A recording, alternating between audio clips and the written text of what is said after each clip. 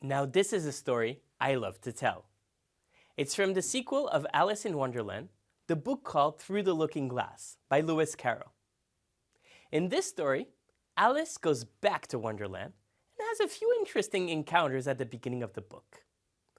But then the Red Queen arrives and she feels it would be far grander to speak to a real queen. But she loses sight of her and finds herself in the front door of Wonderland again. So she looks for the queen again and decides to walk the opposite direction this time. That strategy succeeds beautifully, in the words of the story. Anything interesting you catch in this first part of the story? Something that could help us better understand our daily struggles? But the story doesn't stop there. She meets the Red Queen.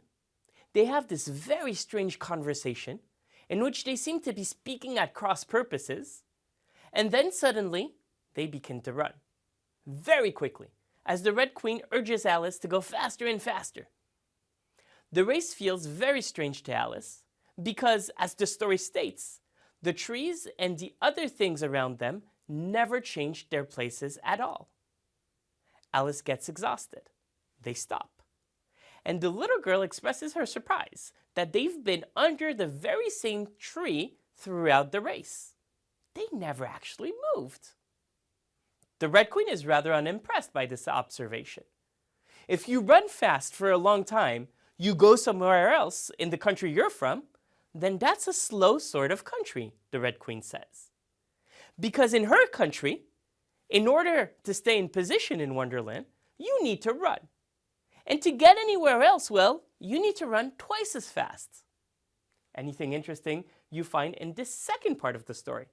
Something that could help enlighten us on the world we live in. I think that the interpretation of this story is rather straightforward, actually. First, the fact that Alice initially fails to meet the Red Queen by moving in her direction, but fulfills her goal of talking to her by going in the opposite direction is telling. We don't always have that great of an intuition, though we may be convinced otherwise. Testing our assumptions all the time may be the only way to achieve our goals. Second, the race itself. In my world, everyone's running all the time. Why? Well, to remain in position, to protect what you have. And how do you get somewhere else? How do you get more? You need to run twice as fast. I think this story echoes what happens to businesses, for instance.